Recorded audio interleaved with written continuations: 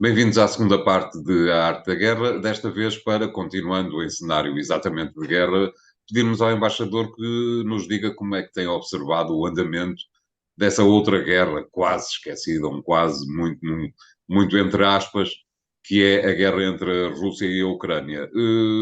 Aparentemente continua a haver um empate na frente de guerra, numa altura em que, dizem os analistas, a Rússia pode aumentar a sua pressão exatamente porque a atenção do Ocidente e um pouco também dos Estados Unidos está nesta altura concentrada no Médio Oriente. Parece-lhe que há um novo capítulo da guerra na Ucrânia, embaixador.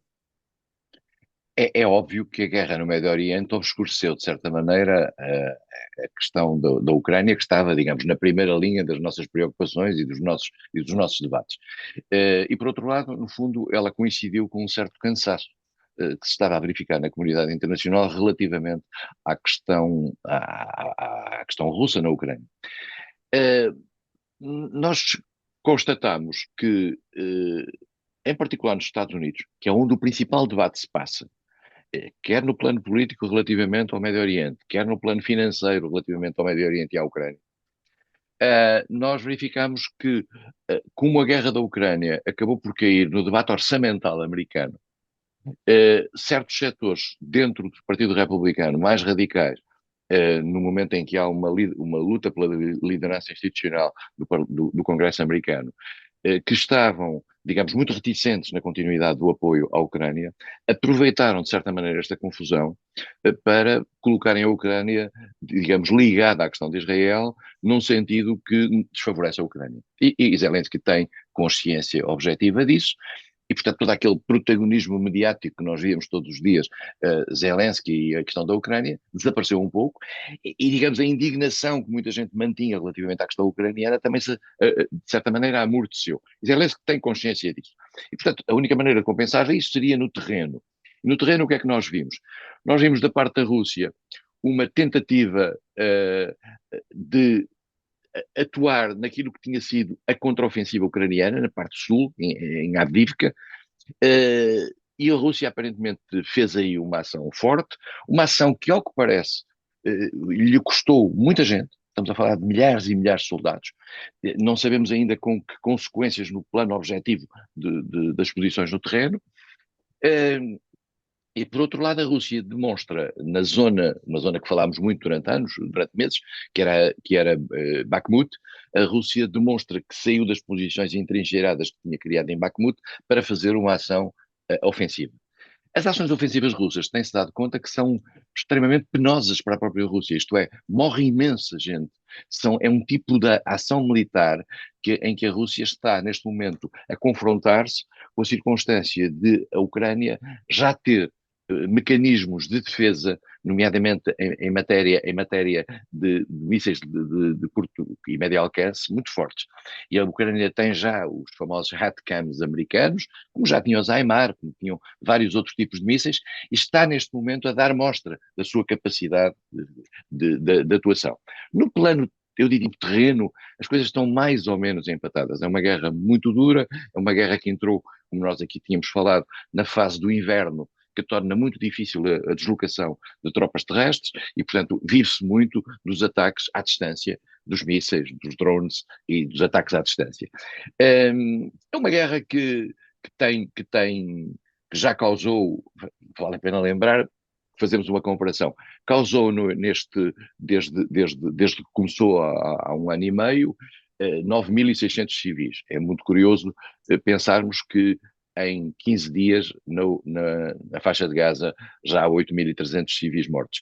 E, portanto, as guerras têm esta dimensão complicada. No quadro desta guerra apareceu uma coisa interessante que liga os dois casos. Foi o seguinte: a certa altura chegou ao Daguestão. O Daguestão é uma república russa no Oriente Sul, que fica entre a Chechênia, que é outra república russa, um país que é a Geórgia e do outro lado o Azerbaijão. E chegou aí um avião vindo de Tel Aviv. E houve uma corrida ao avião no sentido de matar judeus. E no sentido de matar judeus, é uma coisa absolutamente miserável, e hoje há as teorias da conspiração sobre quem é que teria criado isso, mas na realidade há um movimento de gente em manifestação para liquidar os judeus pelo ódio aos judeus. É preciso perceber que o Daguestão é uma república muçulmana, tal como a Chechênia.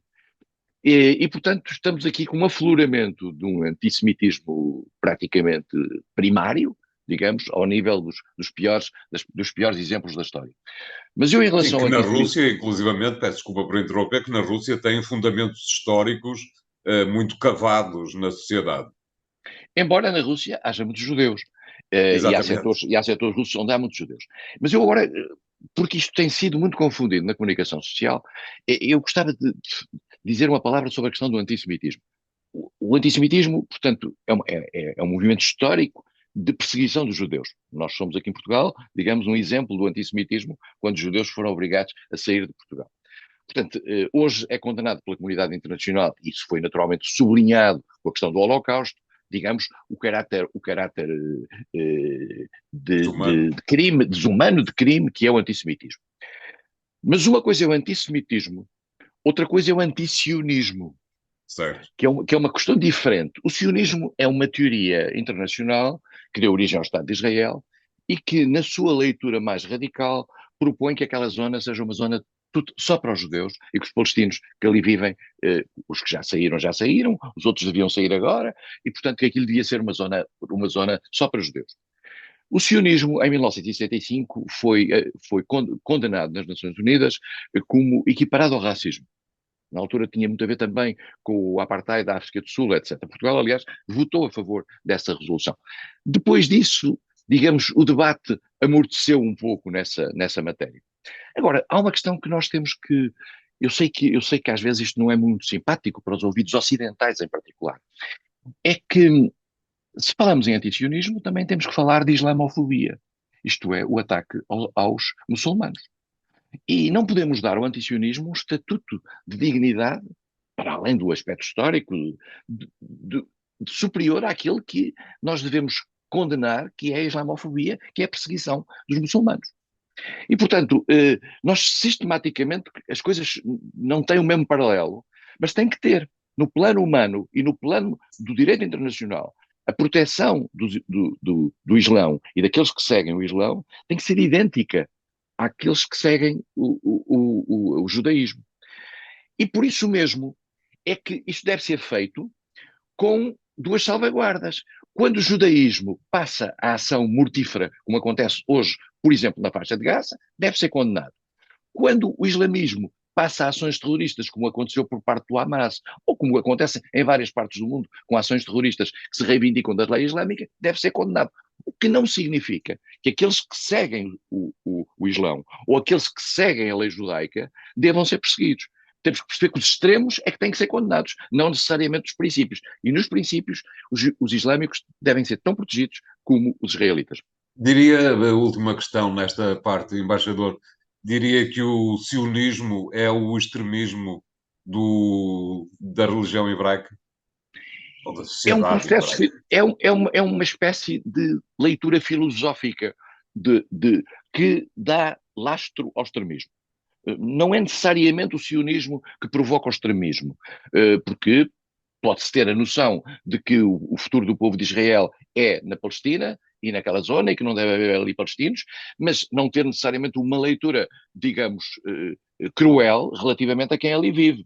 Pode-se ter esse objetivo filosófico de vida, religioso. Agora, que dá lastro para isso, dá. Como, aliás, no caso do islamismo, todas as leituras radicais que dão origem ao Estado Islâmico, que dão origem a todas estas teorias completamente loucas que fazem explodir bombas um pouco por todo o mundo, são também leituras radicais de uma religião que tem todo o direito e todos os direitos de ser respeitada e considerada nas suas dimensões serenas. E nós temos aqui em Portugal comunidades islâmicas, quer xiitas, quer sunitas, que convivem perfeitamente, e temos uma comunidade muçulmana e temos uma comunidade judaica que tem uma perfeita integração na sociedade portuguesa. Nós somos um bom exemplo de como as duas coisas podem conviver. Claro. Obrigado, embaixador. Vamos fazer aqui o segundo intervalo do programa de hoje. Voltamos já de seguida com o último tema. E até lá.